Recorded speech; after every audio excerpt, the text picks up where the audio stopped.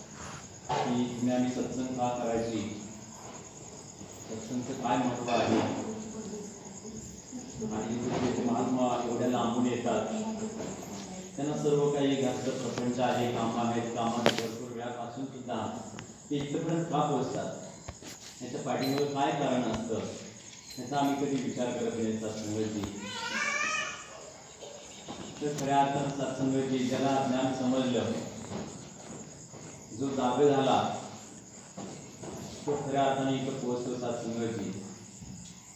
कारण गुरुनं अनमोल असं जे ब्रह्मज्ञान आहे ते ब्रह्मज्ञान एका नमस्काराच्या बदल्यामध्ये दिलेलं आहे. की ना की सत्संगाची आमचं शिक्षण बघितलं, ना की आमची जात धर्म बघितला सत्संगाची, याच्या पाठीमागं आम्ही किती जाऊन पापं केल्यात, चोऱ्या केल्यात हे पण काय विचारलं नाही सत्संगाची.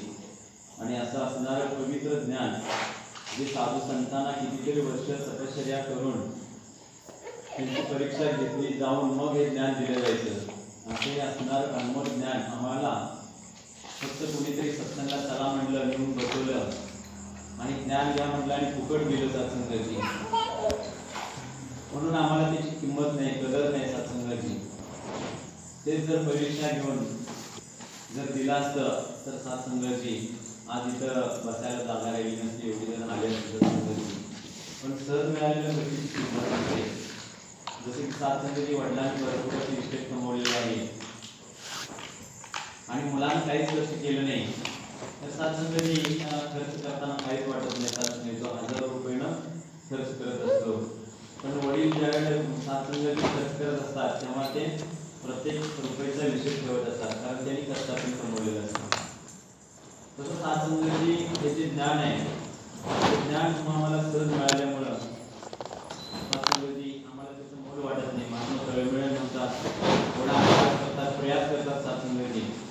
महात्माजींना इकडे यायला सत्संगाची रस्ता नाही, तरी पण सत्संगाची प्रत्येक सत्संगाला प्रत्येक आठवड्याला महात्माजी तळमळीनं पोहोचतात. का तर आम्हाला जे ज्ञान प्राप्त झाले ते इतरांना मिळावं, आमच्या जीवनामध्ये जे सुख आले ते इतरांच्याही जीवनामध्ये यावं याच्यासाठी प्रयास आहे. पण संतांचं जीवन दुसऱ्यासाठी आहे, स्वतःसाठी नाही कधीच जगले संत सत्संग.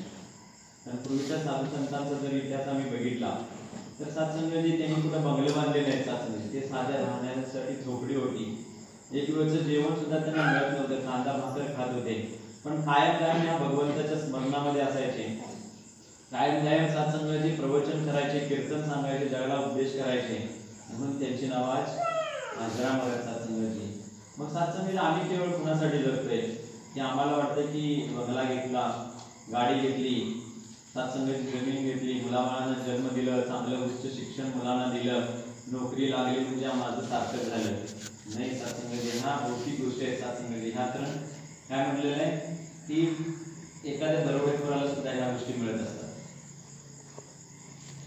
जो पाप करतोय त्याला सुद्धा ह्या गोष्टी मिळत असतात. सत्संगाची बंगला, गाडी, ऐश्वर्य हे कुणाला पण मिळते. पण साधू संतांची सत्संग आहे ती सत्संगाची संतांच्या गाठी भेट आहेत हे भाग्यवंताला मिळतात. म्हणून इथं कुणाला पण येऊन बसायचा अधिकार नाही सत्संगाची.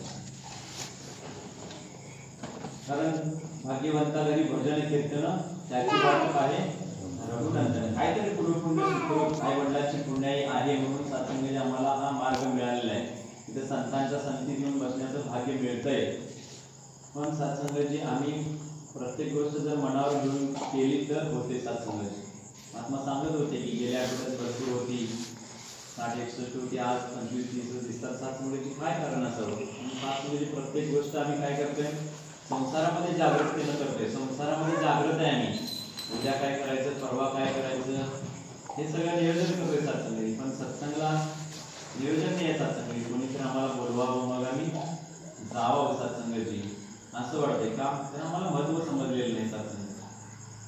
संसारातलं सगळं महत्व आहे समजतंय सत्संगाची. आम्ही एक दिवस काम नाही केलं की आमचं नुकसान होतंय असं वाटतंय सत्संगाची. आता पेरणीचे दिवस येणार सत्संगाची. प्रत्येकाला वाटतंय की भात गेली तर पुढं पीक येणार नाही म्हणून सत्संगाची सकाळी लवकर उठून सर्व गोष्टी करतोय. पण सत्संगी महात्मा मगाशी बोलून गेले की मनुष्य जन्म ही काय शेवटची पाळी आहे. संसारात सत्संगाची जरा जसं वेळ असते सत्संगाची आणि 4-5 जण समाय करते त्यावेळेला मोठ्या प्रेमाने बोला त्यावेळेला काय केलं जातं की पाळ्या लावल्या जातात सत्संगाची 2-2 दिवसाच्या. आणि समजा आज आमच्या तुकाराम महाराजांची पाळी आहे आणि त्या पाळ्या दिवशी मोटर जळली तर महात्मा काय करतात सत्संगाची आमच्याकडे मोटर घेऊन येतात आणि महात्माजी काय पण करा 100-500 जास्त घ्या पण मला आजच्याच मोटर पाहिजे. का तर माझी उद्या पाळी जाणार. म्हणजे संसारात आणि जागृत आहे, पण भक्तीमध्ये नाही आहे सत्संग.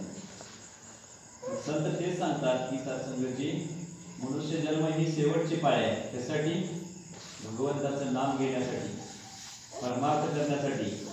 परत तुम्हाला जन्म नाही आहे म्हणलं जातं. महात्मा आमचे पलगरचे मुखी महात्मा पांढरे माने महात्माचे काय म्हणायचे, हे काही गवताचं बी नाही की परत परत वारंवार भोगवणार आहे. हा मनुष्य जन्म परत परत नाही म्हणलं सत्संग. जीव लक्ष 84 योनी फिरून अखेरचा मनुष्य जन्म आहे म्हणलं सत्संग. मग याला सत्संगाची पुरावा काय? कोण तर म्हणेल पुरावा काय सत्संग? बघा ना, आम्ही सगळ्या पशु पक्ष्यांचा आवाज काढू शकतो की नाही? मांजराचा, कुत्र्याचा, गाढवाचा, कशाचा पण सांगा, काढू शकते का? तर आम्ही तो जन्म भोगून आलो. पण एखाद्या गाढवाला सांगितलं माणसाचा आवाज काढ, कुत्र्याला सांगितलं तर काढतंय का? नाही का? तर ते अजून एवढे ते भोगले नाही आहे सत्संग. म्हणून सत्संगाची मनुष्य जन्माचं कारण काय आहे? संसार तर ऑटोमॅटिक होत राहतो सत्संग, पण परमार्थ करावा लागतोय. पण इथं झालंय उलट. मला वाटतंय की मी जर नाही राबलो, मी घरातल्यांना नाही कमवून आणून दिलं तर घरातली उपाशी राहतील, असं प्रत्येकाला वाटतंय सत्संग. पण खोटं आहे. घरातला करता माणूस गेला तर किती दिवस रडतात? 3-4 दिवस, 8 दिवस, बस. तिथनं पुढं सगळं रुटीन मध्ये चालू असते सत्संग. कोण गेलं तर काय राहत नाही कुणाचं सत्संगाची. हे कधी कळतंय सत्संगाची? सत्संग ज्या वेळेला मी ब्रह्मज्ञान घेतोय त्यावेळेला सत्संगाची माया आणि भ्रम याचा ज्या वेळेला सद्गुरू उलगडा करून देतात त्यावेळेलाच कळते सत्संग. मनुष्य काय करतोय? मोहमायामध्ये सगळी माझंच आहेत म्हणून बसते. बायको माझी, मुलं माझी, नातेवाईक माझं, पैसा माझा, शेती माझी, इथनं रान माझा आहे, इथनं काकडी तुझी आहे म्हणून सत्संगाची एकमेकाच्या मुंडक्यावर बसतोय. माझ्यात काकडीला घातली, तुझ्यात का घातली सत्संग का? तर सगळं माझं माझं आहे म्हणजे सत्संग. पण तुम्हाला मला माहिती पाहिजे की हे आता जे शेड आहे ह्याच्यावर कितीतरी मालकं होऊन गेली. ह्याच्या पाठीमागचा इतिहास काढला तर किती जणांच्या नावावर उतार आहे, पण त्यांचं काय आहे का आता इथं नाही आहे. तसं आम्ही गेल्यानंतर आमच्या माघारी किती जण तरी सत्संगाच्या उतार्यावर नावं लागणार आहे. पण मी काय म्हणतो, हे माझं आहे, इथनं माझं आहे सत्संग. नाही सत्संग इथं आपलं काहीच नाही. कारण म्हटलंय की येताना सत्संगाची मोकळं आले, जाताना पण हे सगळ्या भौतिक गोष्टी सोडून जाणार आहे. फक्त एक नाम धन आपण घेऊन जाणार आहे. अवतरवाणीमध्ये काय म्हटलंय की अरेनारा या जगती तुझला कोणी संगे साथी नसे, जाती तेव्हा तुझ्या संगे जीव एकला जात असते. जाती तेव्हा म्हणजे अखेरच्या समयाला ज्या वेळेला आमच्या देहातून प्राण जीव निघून जातो त्यावेळेला एकटं जायचं असतं, म्हणजे एकट्यानं प्रवास करायचा. त्यावेळेला कोणी येणार नाही म्हणलं जातं. सूतदारा कन्या रोहिणी तुझ्या गुणांना आठवती. सूतदारा म्हणजे पत्नी. सूतदारा कन्या ही तुझ्या गुणांना आठवती म्हटलं सत्संग. सत्संगाची ते कुठपर्यंत येणार आहे म्हटलं? पत्नी. सत्संगाची फक्त उंबऱ्याच्या बाहेर पर्यंत, शेजारी पाजारी स्मशानापर्यंत सत्संगाची. तिथून पुढचा प्रवास एकट्याला करायचा सत्संग. तिथून पुढे कोण नसणार आहे. तर मग काय म्हटलं पुढं की शुभाशुभ जी कर्मे करशील तीच तुझ्या संगे येते. म्हणजे अवतार सद्गुरून सारी जगताची कोटी नाती. ही सगळी कोटी नाती आहेत सत्संगाची. बघा, एखाद्या पाहुण्याला आपण मदत केली तर काय म्हणणार? चांगला आहे. मदत केली, अडचणीला मला पैसे दिले, माझं काम झालं. पण किती दिवस दिलेले असतात? नेताना किती दिवस होऊन दिले असतात? मला 4 महिने मदत करा म्हणून. 1 वर्ष झालं तरी पाहुणा गप्प. 1 वर्षानं जर तुम्ही मागितला, फोन केला तर काय म्हणणार? येतो की काय, कुठं जातं काय म्हणणार. वेळ काढल्यानंतर मनुष्य बदलतो सत्संग. जाणीव ठेवत नाही मनुष्य, जाणीव ठेवत नाही सत्संग. तेव्हा सत्संगाची संसार हा लटका आहे, हे सगळं इथं सोडून जायचं सत्संग. पण मनुष्य हव्यासामध्ये रात्र दिवस धडपडत असतो की मला सुख मिळावं. पण सुखाचा रस्ता कुठं आहे? संत काय म्हणतात? माझे निघून गेले मागाशी, सुखाला आणि करची तळमळ कर पंढरी सीता, एक वेळ अवकाशी सुखरूप होशी, जन्मोजन्मीचे दुःख विसरची. पण सुखाचा रस्ता वेगळाच आहे. पण सत्संग जे आम्हाला वाटते संसारात सुख आहे, कारण संत म्हणतात की संसार करता गोड वाटे हरी नामाविण सर्व कोटे. संसार करताना फार गोड वाटते सत्संगाची, पण ज्यावेळेला दुःख येते ना त्यावेळेला वाटतं की हे कुठेतरी सोडून जावं. वैतागतो माणूस सत्संग. हे घरदार नको, पत्नी नको, मुलं नको, काय नको. आणि इथं नासपेक्षा वयस्कर भरपूर म्हातारे सत्संग. यांना जर विचारलं वयस्कर आजींना तुम्ही सुखी आहे का, तर काय म्हणणार? कशाचं बाळा सुखी? नवरा ऐकत नाही, पोरा ऐकत नाही, नातू ऐकत नाही, नाही मुलगा कुठं तर परदेशात आहे, पैसे पाठवत नाही, मला रोज कामाला जाऊन खायला लागते, कशाचं सुख आलंय? मग सुख कुठं आहे? पहिल्यांदा काय वाटत होतं की मुलगा नोकरी लागल, पैसे कमवल, मला सुखात ठेवल, पण ठेवलं का? नाही. प्रत्येक जण हे स्वार्थासाठी जगतोय सत्संग. पण संत केवळ निस्वार्थी असतात. संतांना सत्संगाची कळवळ असतो की पुढते हे जण देखविना डोळा म्हणून कळवळा येत असे. कशामध्ये बुडायला लागले पुढचे जण? हे अज्ञानामध्ये, माझं माझं म्हणण्यामध्ये सत्संग. म्हणून जोपर्यंत माझं माझं म्हणतो ना तोपर्यंत दुःख आहे सत्संग. मग हे कधी कळतं सत्संगाची? जोपर्यंत आम्ही संतांच्या संगतीत जात नाही तोपर्यंत आम्हाला काही कळत नाही. माझं काय आहे, दुसऱ्याचं काय आहे, परक्याचं काय आहे, किंवा माझं स्वतःचं हित कशामध्ये आहे हे तोपर्यंत नाही कळत सत्संग. दुःखाला कारण काय? माझं माझं म्हणण्यामध्ये सत्संग. जोपर्यंत आम्ही तुझं तुझं म्हणत नाही तोपर्यंत तुला सुख येत नाही सत्संग. मग तुझं तुझं का म्हणायचं हे सद्गुरूच्या सानिध्यामध्ये गेल्यानंतरच कळतं सत्संग. तोपर्यंत कळत नाही सत्संगाची. म्हणून संत जागे करण्यासाठी आल्यात की सत्संगाची आता तरी होई जागा, नाही तर पुढं आहे दगा. पुढं दगा कोणता असणार आहे म्हटलं की जर आम्ही हे ब्रह्मज्ञान नाही प्राप्त केलं आणि ब्रह्मज्ञान न प्राप्त करताना जर आम्ही हा देह सोडला तर वासनेपोटी जन्म घ्यावा म्हटलं की मरते समयी आपल्या मनामध्ये जर वासना आली की माझ्या मुलांचं कसं व्हायचं, माझ्या नोकरीचं कसं व्हायचं, माझ्या धंद्याचं कसं व्हायचं, तर परमेश्वराला त्या वासनेपोटी परत जन्माला घालावं लागतं. मरते समयी आमच्या मुखामध्ये केवळ म्हणजे स्मरण जर झालं भगवंताचं, गुरुनं दिलेल्या मंत्राचं सत्संगाची, मग कोणताही गुरु असतो ते जीवनामध्ये आध्यात्मिक, त्या गुरुने दिलेलं जर नाम मंत्र आमच्या मुखामध्ये आलं तर आपल्या जीवनाचा उद्धार आहे. आणि ते नाम जर यायचं असेल तर वारंवार आम्हाला ती प्रॅक्टिस पाहिजे, सवय पाहिजे, तरच मुखातून येणार आहे सत्संगी. नाहीतर कसं होणार की मुलगा सत्संगी असतो, परिवार सत्संगी असतो, पण घरातले वडील सत्संगी नसतात. 2-3 मुलं असतात ते सत्संगी असतात आणि त्यांना आता वडील वयस्कर झाल्यानंतर त्या मुलांना वाटतं की वडिलांचं काहीतरी जीवनाचं कल्याण व्हावं आणि त्यांनी शेवटाला देह सोडते वेळी ह्या परमेश्वराचं नाम घ्यावं म्हणून ते काय करतात, एक आयडिया करतात. सत्संगी महात्मा सांगतात आमचे बेडगे महात्माची कायम की वडिलांच्या मुखातून त्या परमेश्वराचं नाव यावं, भगवंताचं नाव यावं म्हणून काय करतात, ते हे लावलेले असते आपले धान्याची, काय म्हणतात त्याला, थप्पी लावलेली असते सत्संगाची. आणि ते थप्पीचं काय करतात, ते पोतं उसवतात असं सत्संगाची आणि ते धान्य गळायला लागतं सत्संगाची. त्यावेळेला तर म्हणाल आणि पोरानं ते शिवा शिवा तर म्हणाल तर म्हातार काय म्हणते, अरे ते गळायला लागले त्याला टाकले घाला सत्संग. त्याच्या मुखातून शिवा शिवा येत नाही सत्संग. मग ते शिवा शिवा यासाठी काय पाहिजे की आमच्या पण मुखामध्ये जर तर हे मंत्र यायचं असेल, तर भगवंताची आठवण यायचं असेल तर कायम सत्संग पाहिजे आम्हाला. तर ते अखेरच्या समयाला तो मंत्र, ते नाम आमच्या मुखामध्ये येणार आहे, आमच्या जीवनाचं कल्याण होणार आहे सत्संगाने आणि तिथं जीवाला मुक्ती मिळणार आहे, मोक्ष मिळणार आहे सत्संगाची.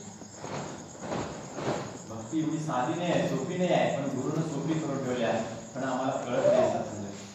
ते कळायचं झालं तर वारंवार संतांचा सहवास पाहिजे. आठवड्यातून एक दिवस 2 तास दिले आणि त्या 2 तासातलं पण काय करतोय आम्ही, काटछाट करतोय सत्संग. 2 तास आमची सत्संग घडतंय का? नाही घडत सत्संग. मग ते आठवड्यातून आम्ही काय करतोय, आमची लिस्ट मोठी आहे. मला पैसा मिळाला नाही, मला बंगला मिळाला नाही, गाडी मिळाली नाही, माझं हे काम झालं नाही, ते काम झालं नाही, कसं होणार? 2 तास गुरुला सांगितले, वचन दिले, पण 2 तास करत नाही सत्संग, काटछाट करतोय सत्संग. बघा सत्संग गुरुला 2 तास देऊन बघा, वचन दिले ना आम्ही. ज्यावेळेला ब्रह्मज्ञान केलं तेव्हा म्हणलंय की सत्संग करेन, सेवा करेन आणि नामस्मरण करेन तेव्हाच आपल्याला ब्रह्मज्ञान दिले सत्संग आणि 5 प्रणाचं आणि 3 कर्माचं 5 प्रण आणि 3 कर्म सांगितले सत्संग सेवा आणि नामस्मरण हे जर तुम्ही केलं ना जीवनात कशाचीच कमी नाही सत्संगाची कारण दास ज्वलन उदाहरण आहे सत्संगाची काय नव्हतं सत्संगाची गुरुनी इतकं मालूमात करून ठेवले फक्त गुरुच्या वचनावर आमचा विश्वास पाहिजे हा आणि दिलेलं वचन कुठल्याही महात्म्याला असते येतो म्हटलं तर गेलं पाहिजे देतो म्हटलं तर दिलं पाहिजे सत्संगाची तर सत्संगाची तिथं आपल्या जीवनाचा उद्धार आहे नाहीतर महात्म्याला वचन दिलं आणि आम्ही नाही गेलो आणि परत काय तर कारण सांगितलं की महात्माजी येणार होतो पण जरा अडचण आली असं जर म्हटलं तर सत्संगाची परमात्मा काय म्हणतो तथास्तु मग अडचण येणारच सत्संग काय येणार कायम आणि बघा एखाद्याला वचन दिले ना मारून बघा किती पण अडचण असू दे कारण तो अडचण दूर करणारा तो असतो आपल्या हातात काय नसतं सत्संग सत्ताई काय म्हणले चालेले शरीर कोणाचे सत्ते कोण बोलवी तो हरी विना जैकवी ऐकवी एक नारायण दयाचे भजन होणे सत्संगजी कोकिळा बोलत असे मंजुळवाणी बोलिवता धनी वेगळाच म्हणत सत्संग कारण ह्या देहातून प्राण कधी काढून यायचा हे भगवंताच्या हातात तुम्हाला माहित नाही सत्संग कधी काळ येईल आणि आम्हाला घेऊन जाईल माहित नाही सत्संग काय म्हटलंय की तुझ्या उशाला बसलाय काळ तू जाग आता सांभाळ म्हणले सत्संग ज्या जन्म आणि काळ म्हणले म्हणजे ज्या दिवशी जन्माला आलो ना आम्ही त्या दिवशी काळ आमच्या मांडीवर फक्त आम्हाला माहित नाही आमचा शेवटचा दिवस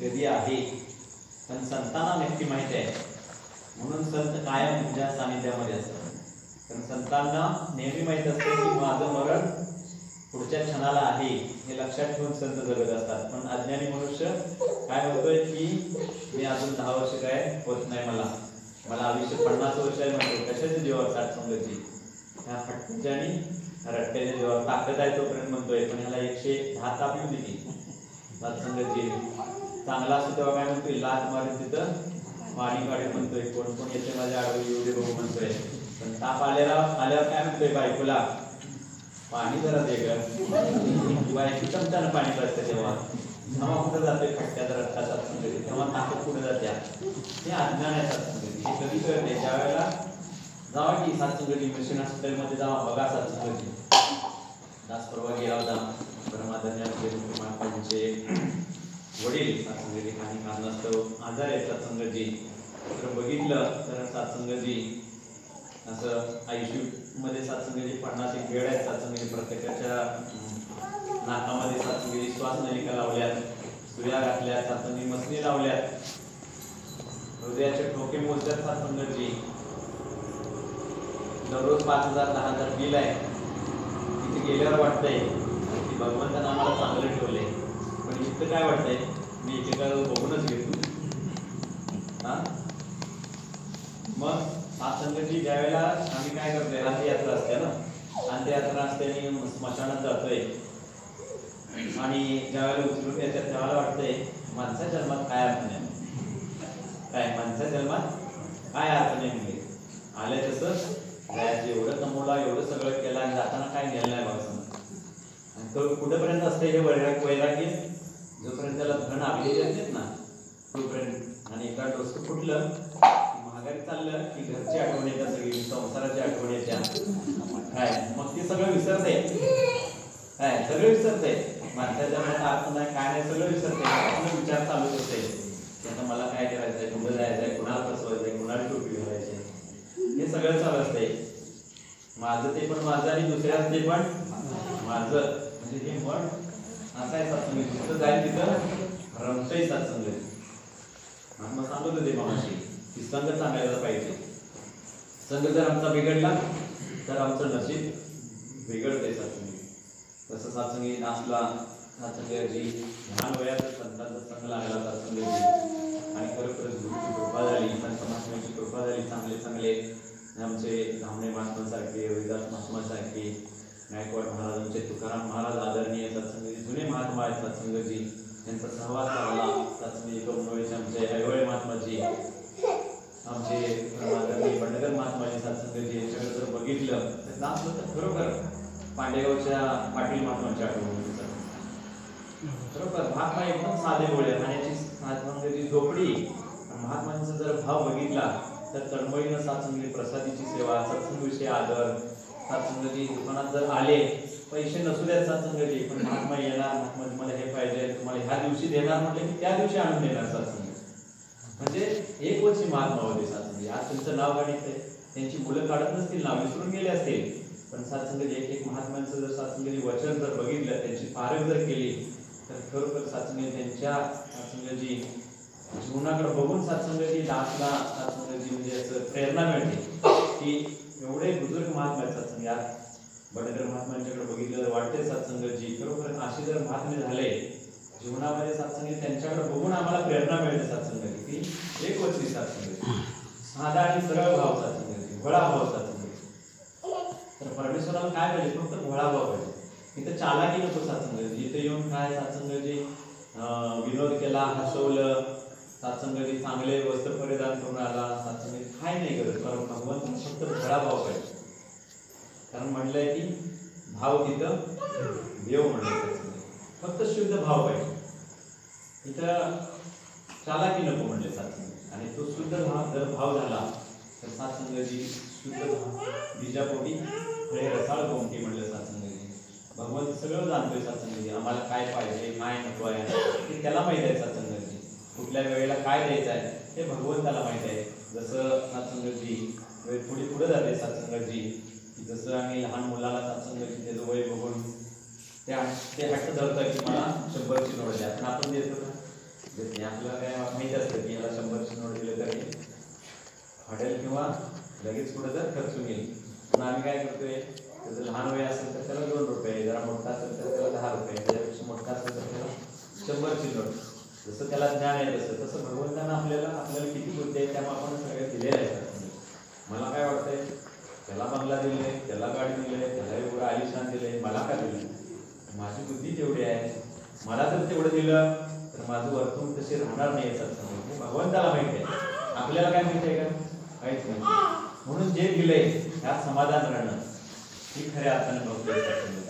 कारण माणसाला किती जरी दिलं तर ते समाधान राहू शकत नाही. सत्संगाचे भव्याच आहे त्याला, आणि तो जर भव्याच काढायचा असेल आणि जर सत्संगी खऱ्या अर्थानं सुखी असेल तर केवळ आणि केवळ संतांच्या चरणावर आल्यानंतर सत्संगी कळतं की मला ज्या परिस्थितीमध्ये ठेवलंय त्या परिस्थितीमध्ये सुखी कसं राहायचं ही केवळ संत आणि सद्गुरू सांगतात सत्संगाची. नाहीतर आज दुनियेमध्ये कितीतरी माणसं आहेत सत्संगाची, करोडो रुपये, पण संध्याकाळी झोपताना टाकून झोपल्याशिवाय झोप लागत नाही. पण आमचं बघा ध्यान सत्संगी, आम्हाला गेले की सत्संगी सत्संग करून गेलं, जेवलं की लगेच झोप लागते सत्संगी. आणि सकाळी भगवंत आम्हाला उठवतो. 10 वाजता सत्संगाची बरोबर 5ला सद्गुरू माताजी उठवतात सत्संगाची. उठ, मॉर्निंग सत्संग आहे, गेलंच पाहिजे सत्संगाची. बघा आज 2 वर्ष झाली सत्संगाची.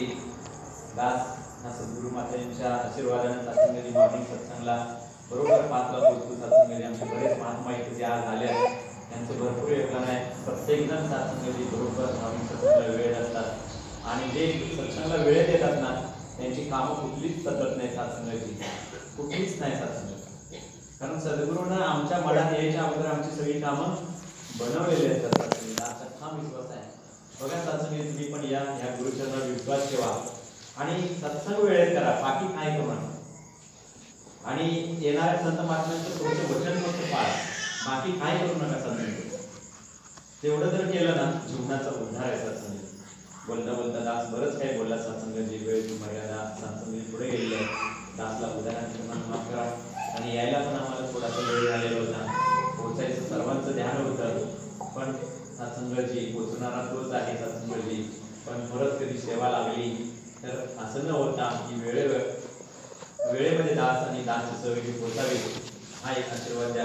आणि सद्गुरू मातांच्याकडे एक मागणं मागतो सर्वांच्यासाठी, सद्गुरू मातांची दया करा, कृपा करा. हा जीव अज्ञान आहे, मला ज्ञान तुम्ही दिलंय, पण तसं ज्ञान दिलंय तसं ध्यान द्या. आणि सर्वांना तनानं मनानं धनानं मालूमात करा. सर्वांचं मन या सत्संगाशी जुळून राहावं. या सद्गुरूप्रती संताप्रती सर्वांचा विश्वास असावा. प्रत्येक संत महात्म्यांच्या वचनावर प्रत्येकाचं जीवन बनावं हाच एक आशीर्वाद द्या. त्या प्रेमाने बोला.